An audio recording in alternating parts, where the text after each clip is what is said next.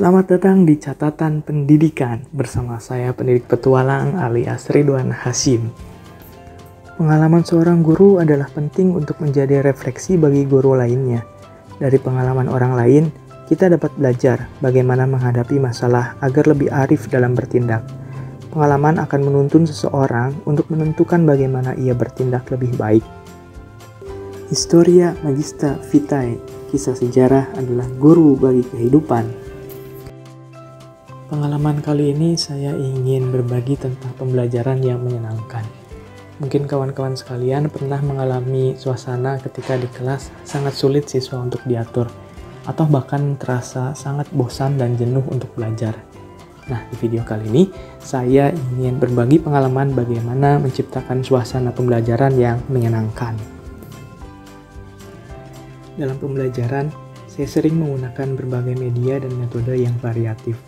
Berbeda-beda. Terkadang memanfaatkan koran sebagai media dan sumber pembelajaran, namun dengan kemasan yang menarik.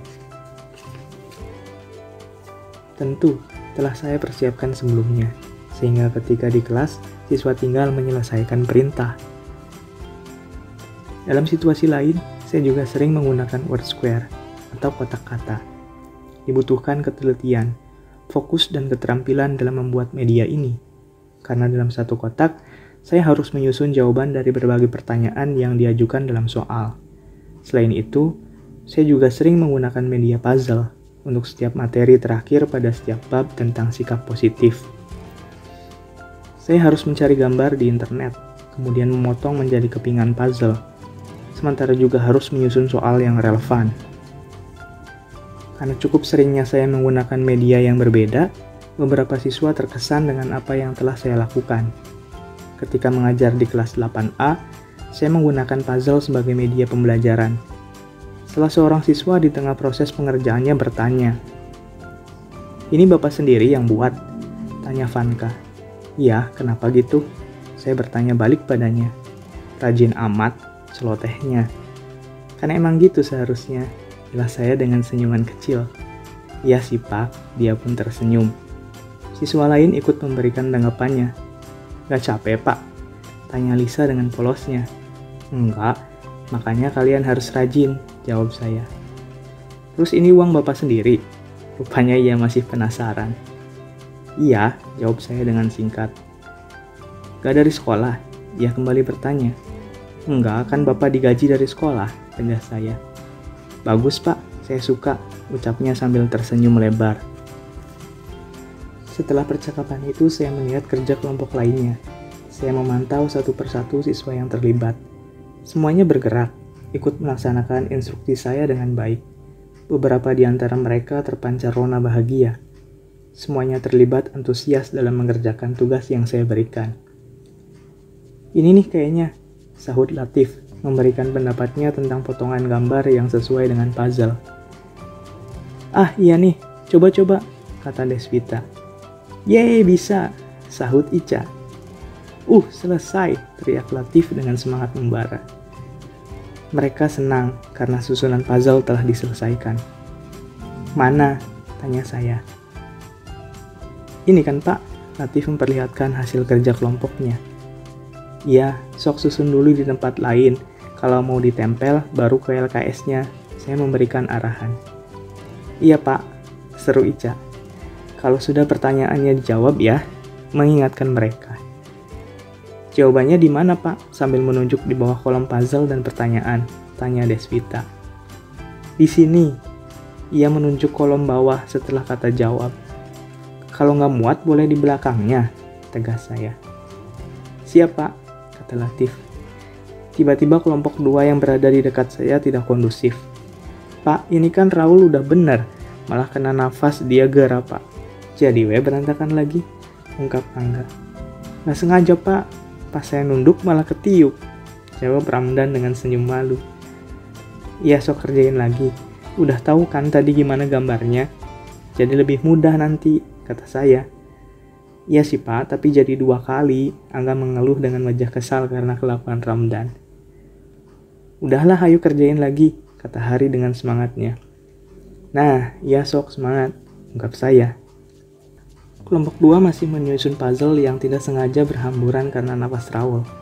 Mereka militan, meskipun sempat gagal, namun berusaha kembali. Ada keluhan dari Sari, namun anggota kelompok lainnya tidak mau menyerah. Saya masih terjaga, mengamati kinerja kelompok 2 yang sempat terjadi masalah. Tiba-tiba Vanka menjerit, "Pak, ini susah." "Susah gimana? Itu kelompok lain juga bisa." "Ini mah gambarnya susah, Pak." Di gambar memang gambar TNI yang sedang latihan. Warnanya hampir sama. "Coba perhatikan polanya," saya memberikan instruksi. Saya menjelaskan kembali di depan kelas. "Coba perhatikan, semua gambar ini Bapak bentuk polanya sama ya. Bentuk gambarnya persegi. Pola potongannya puzzle juga sama. Segitiga ada 8 potongan. Semuanya sama. Kalau sulit, coba perhatikan garis tepinya. Kan ada warna putihnya. Tuh dikit. Nah, itu tanda gambar itu terletak di ujung." "Oh iya Pak," sahut mereka. Saya kembali ke kelompok 2. Vanka kembali mengeluh. "Bapaknya di kelompok kita susah gambarnya. Kan tadi diacak LKS-nya. Lagian kelompok yang lain ada yang lebih rumit kok. Tapi lebih mudah tuh mereka mengerjakan."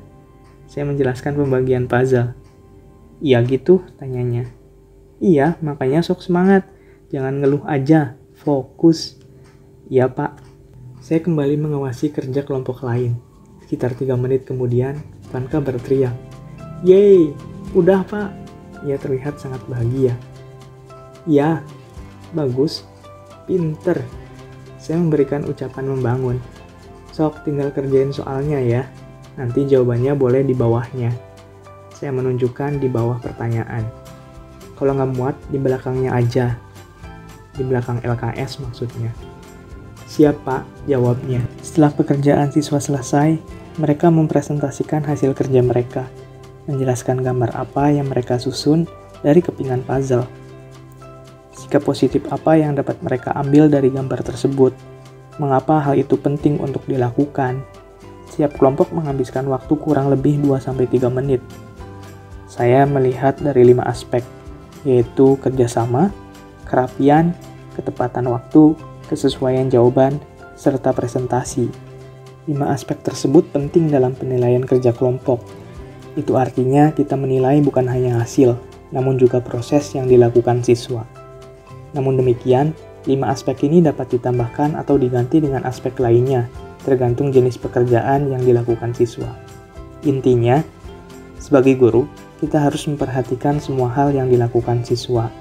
Hal ini akan memudahkan guru dalam menilai siswa, baik aspek spiritual, sosial, maupun keterampilan yang menjadi ciri umum dari kurikulum 2013 atau kurikulum nasional. Hadapi, nikmati, pelajari. Salam militansi, Ridwan Hasyim.